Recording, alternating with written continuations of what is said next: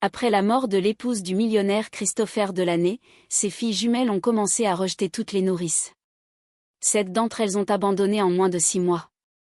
Puis Jordana est arrivée, une femme noire sans diplôme mais dotée d'une force invisible. Au départ, elle a été renvoyée de la manière la plus humiliante qui soit. Mais lorsque le père a découvert ce que ses filles avaient fait pour essayer de la faire revenir, il a compris qu'il était en train de commettre la plus grande erreur de sa vie. Jordana poussa doucement la porte de la chambre des jumelles et soupira. Léla et Lila dormaient, blotties l'une contre l'autre dans son lit, les visages encore marqués par les larmes de la veille. C'était leur 3e cauchemar de la semaine. Allez, mes chéris. C'est l'heure du petit déjeuner, dit-elle d'une voix douce.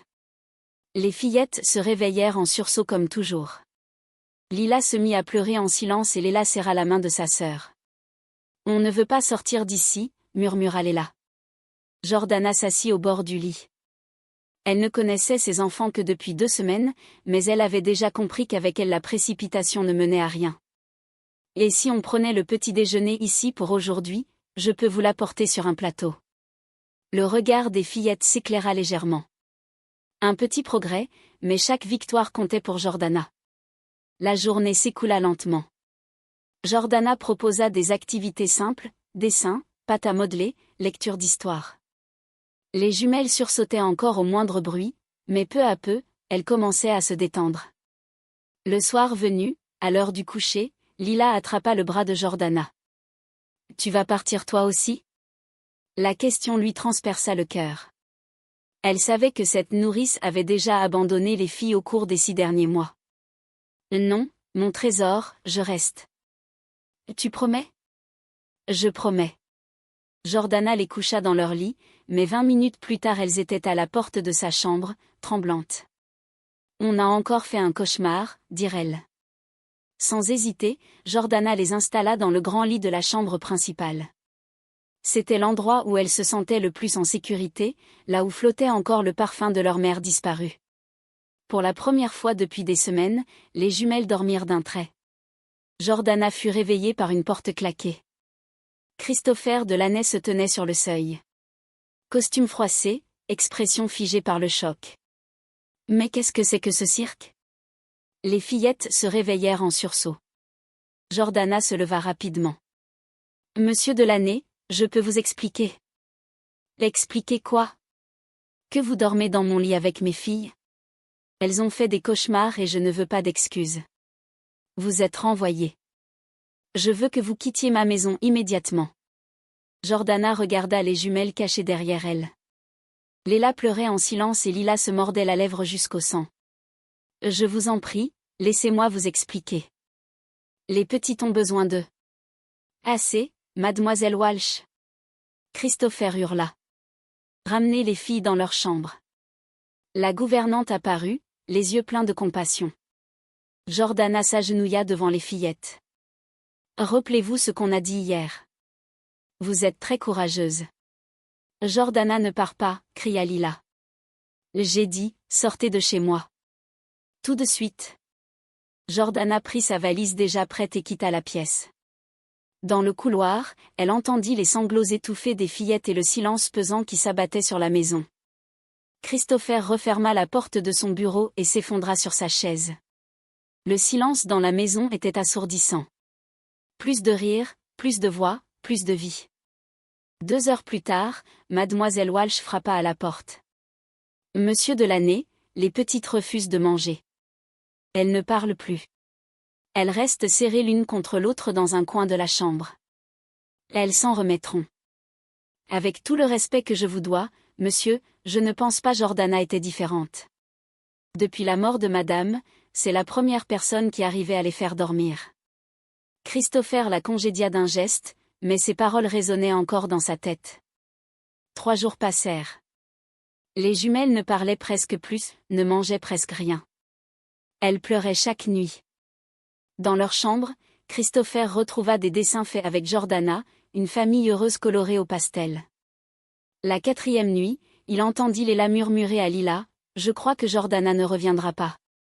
Elle avait promis qu'elle resterait. Tout le monde promet. » Puis s'en va. Christopher ne trouva plus le sommeil point le lendemain, il partit à la recherche de Jordana au centre communautaire de Philadelphie où Mademoiselle Walsh lui avait dit qu'elle faisait du bénévolat. Il la trouva en train d'aider un enfant à lire. Elle semblait différente ici, plus détendue, un vrai sourire aux lèvres. Jordana. Elle se retourna et son sourire s'effaça. Monsieur Dylan, je peux vous parler? Jordana demanda à une autre bénévole de prendre le relais puis alla s'asseoir sur un banc à l'extérieur. J'ai fait une erreur, commença Christopher. J'aurais dû vous écouter, c'est certain. Le silence s'installa entre eux. Christopher ravala sa fierté. Les filles ne vont pas bien. Elles ont besoin de vous.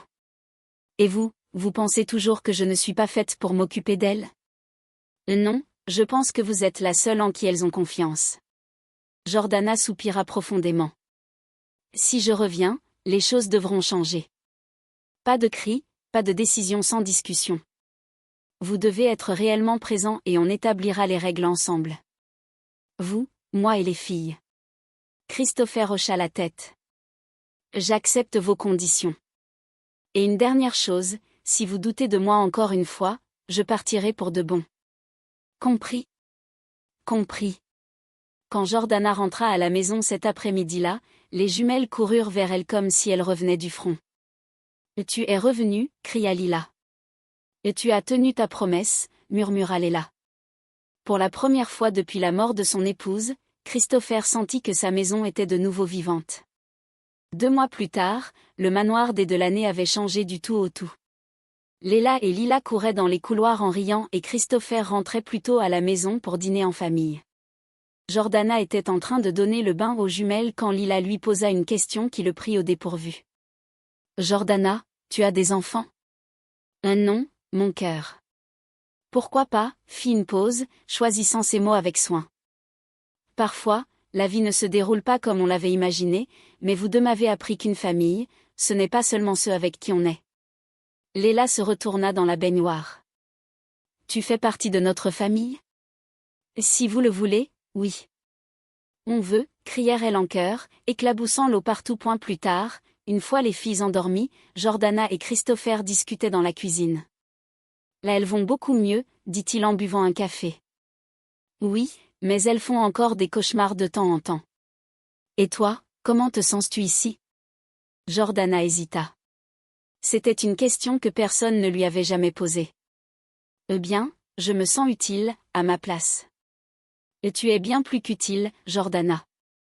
Tu les as sauvés et tu m'as sauvé aussi. Avant que Jordana ne puisse répondre, le téléphone sonna. Une voix froide à l'autre bout de la ligne.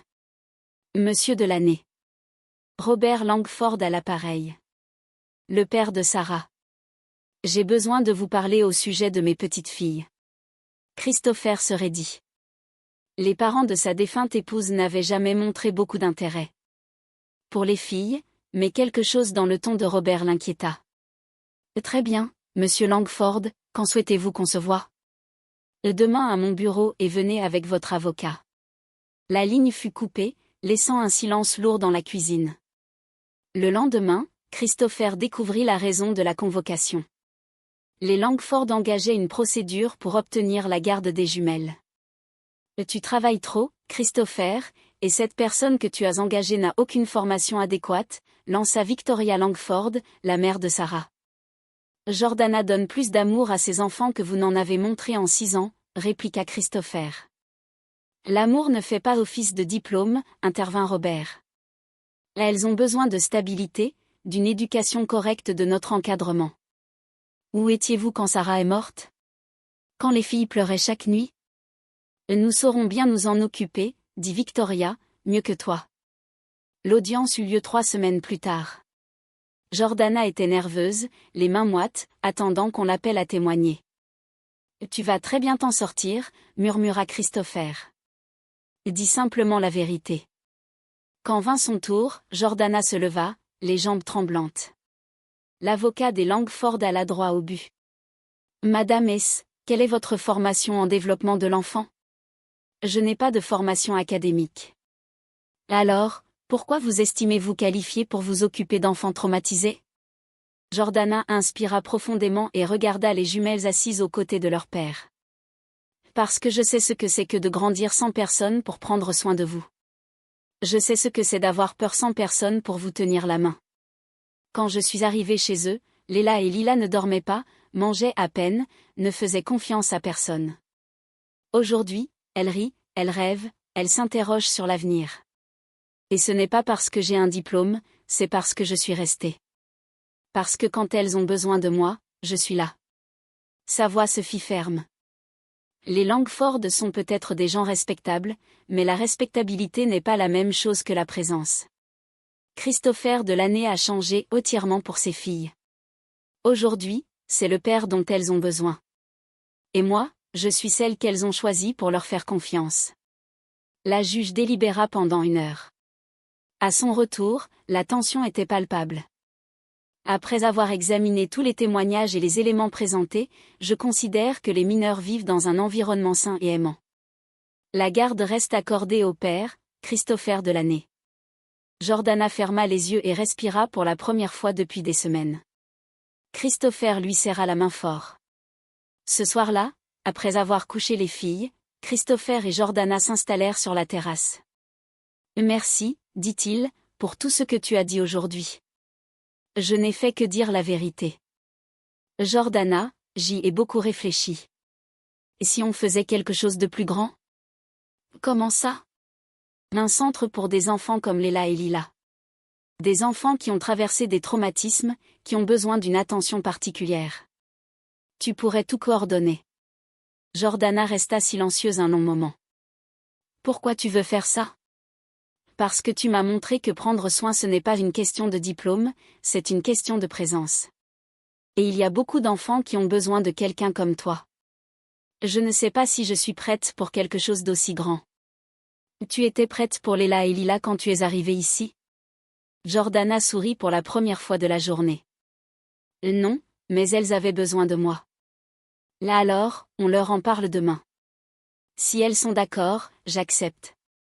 Le lendemain matin, au petit déjeuner, Christopher expliqua son idée aux jumelles. Ce serait un peu comme avoir plein de frères et sœurs, demanda Léla. Plus ou moins. Ce serait surtout aider d'autres enfants qui se sentent comme vous vous sentiez avant. Lila regarda Jordana. Tu vas toujours t'occuper de nous? Et toujours, mon amour. C'est mon rôle le plus important.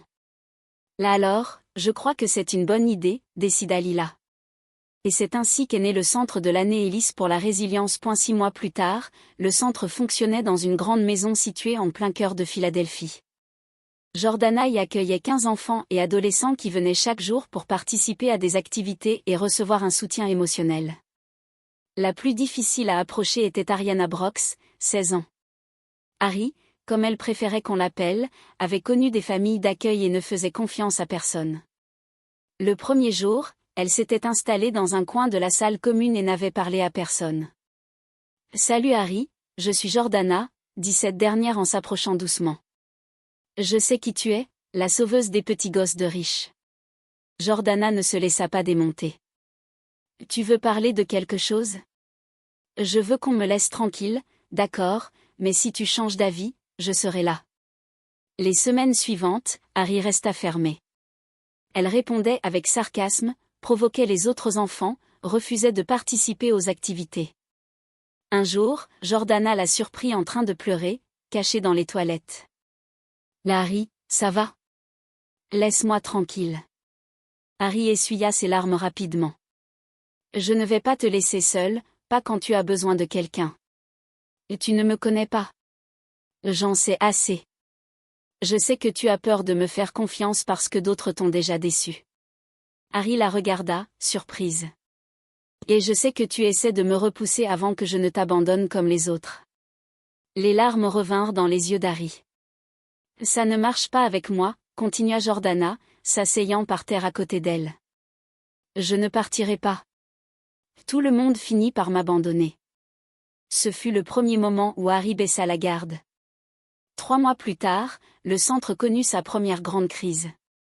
Un journal local publia un article remettant en cause l'efficacité du projet, utilisant Harry comme exemple de cas désespéré. L'article mentionnait son passé difficile et insinuait que le centre était incapable de corriger les adolescents à problème. Jordana était furieuse quand Christopher arriva au centre cet après-midi-là. Ils n'ont pas le droit d'exposer ces enfants comme ça, dit-elle. Je suis d'accord, notre avocat s'en occupe déjà. Jordana se rendit à la maison où Harry vivait temporairement. Elle la trouva dans sa chambre, regardant par la fenêtre. Je suis venue te chercher, dit-elle. Pourquoi? Pour que d'autres gens puissent dire que je suis une cause perdue? Pour que tu racontes toi-même ton histoire? Harry se retourna, intrigué. Qu'est-ce que tu veux dire? Je veux que tu donnes une interview, que tu dises qui tu es vraiment, pas ce qu'ils ont écrit sur toi. Harry resta silencieuse quelques minutes. Si je le fais, tu seras là avec moi. Évidemment. La conférence de presse eut lieu 3 jours plus tard au centre. Harry était nerveuse mais résolue. Je m'appelle Ariana Brox, j'ai 16 ans et oui, j'ai vécu dans des familles différentes, commença-t-elle en regardant droit dans les caméras. Oui, je me suis battue à l'école, j'ai fugué, j'ai dit des horreurs à des gens qui voulaient m'aider. Et vous savez pourquoi? La salle était silencieuse. Parce que quand on est enfant et que tous ceux qui devraient vous protéger vous abandonnent, on apprend qu'il vaut mieux être dur que vulnérable. On apprend que si on fait fuir les gens en premier, ça fait moins mal quand ils partent. Harry fit une pause, inspira profondément et poursuivit. Jordana n'a pas essayé de me réparer. Elle n'a pas essayé de me changer. Elle est restée quand j'ai été odieuse. Elle est restée quand j'ai essayé de la repousser. Elle est restée. Et vous savez ce qui se passe quand quelqu'un reste vraiment? On commence à croire qu'on mérite peut-être qu'on reste pour soi aussi. Le centre de l'année n'essaie pas de fabriquer des enfants parfaits. Il montre à des enfants blessés qu'ils ont de la valeur. Et ça change tout. Quand Harry termina, un silence solennel précéda une salve d'applaudissements. Jordana se leva et la prit dans ses bras sans un mot. Les jours suivants, la vidéo du discours d'Harry devint virale sur les réseaux sociaux. Des dizaines de familles prirent contact pour soutenir le centre. D'autres organisations demandèrent des conseils pour reproduire le projet. 2 ans plus tard, le centre avait pris de l'ampleur. Il accueillait désormais 50 enfants par semaine et un second établissement allait ouvrir à Bridgeport. Harry était devenu porte-parole du projet et aidait d'autres adolescentes vivant des situations similaires. Jordana était dans son bureau lorsqu'elle reçut un appel auquel elle ne s'attendait pas. « Jordana, c'est moi, ta mère. » La voix de Denise lui parut étrangère après toutes ces années.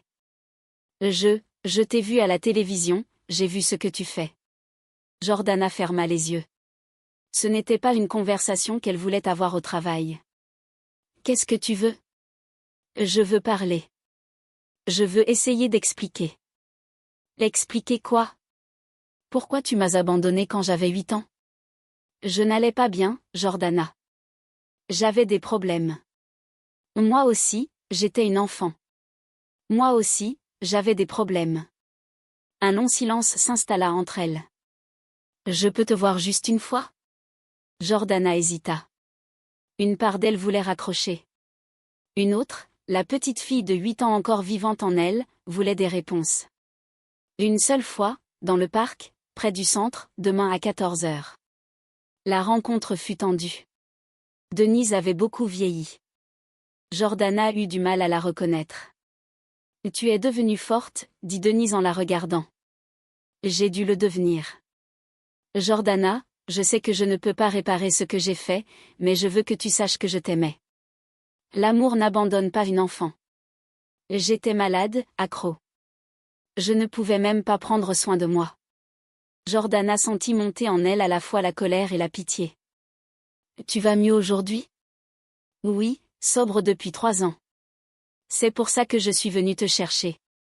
Et qu'est-ce que tu veux de moi? Pardon, une chance de te connaître à nouveau. Jordana regarda cette femme qui lui avait donné la vie, puis l'avait laissée seule. Je ne sais pas si je peux te pardonner, mais je peux essayer de ne pas te haïr. 2 semaines plus tard, ce fut au tour de Terence Selly, son père, de réapparaître. Il se présenta au centre comme s'il n'en était jamais parti. Ils se regardèrent en silence. Tous les souvenirs douloureux affluèrent d'un coup. « Tu as l'air bien, » dit-il. « Je le suis. Malgré toi, je le mérite. Tu mérites bien plus que ça.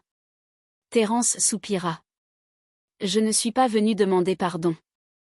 Je sais que je ne le mérite pas. Je voulais juste te dire que je suis fière de toi. Fière de ce que tu es devenu, de ce que tu fais pour ces enfants. Jordana sentit une colère sourde lui monter à la gorge. Ne me dis pas que tu es fière. Tu n'as pas ce droit. Je sais. Tu sais ce que c'est que de grandir en croyant qu'on ne vaut rien? De passer des années à se demander pourquoi son propre père n'a pas voulu de soi? Terence baissa la tête. J'y ai pensé tous les jours ces 15 dernières années. Et tu y as pensé, mais tu n'es jamais revenu parce que je savais que tu étais mieux sans moi. Jordana inspira profondément pour contenir son émotion. Tu avais raison. J'étais mieux sans toi et je le suis toujours. Elle se leva pour partir puis se retourna une dernière fois. La différence entre toi et moi, c'est que quand ces enfants ont besoin de moi, je reste. 2 mois plus tard, un pique-nique était organisé dans le jardin du centre pour célébrer son 3e anniversaire. Des enfants couraient partout, les familles discutaient, les bénévoles servaient des plats. Jordana était assise sous un arbre quand Léla et Lila arrivèrent, chacune tenant un caillou doré. « Jordana, on a fait ça pour toi, » dit Lila. « Cette pierre est dorée parce qu'elle est courageuse, » expliqua Lila, « et celle-là est dorée parce qu'elle reste, » ajouta Léla. Jordana prit les 2 pierres dans ses mains et comprit enfin. Son histoire de douleur était devenue un héritage. Son choix de rester était devenu sa transmission. Et pour la première fois de sa vie, Jordana sut avec une certitude absolue qu'elle allait rester aussi. Si cette histoire vous a touché, écrivez en commentaire. Ce qui compte reste. Et n'oubliez pas de la partager avec quelqu'un qui a besoin de se rappeler qu'un amour vrai ne s'en va jamais.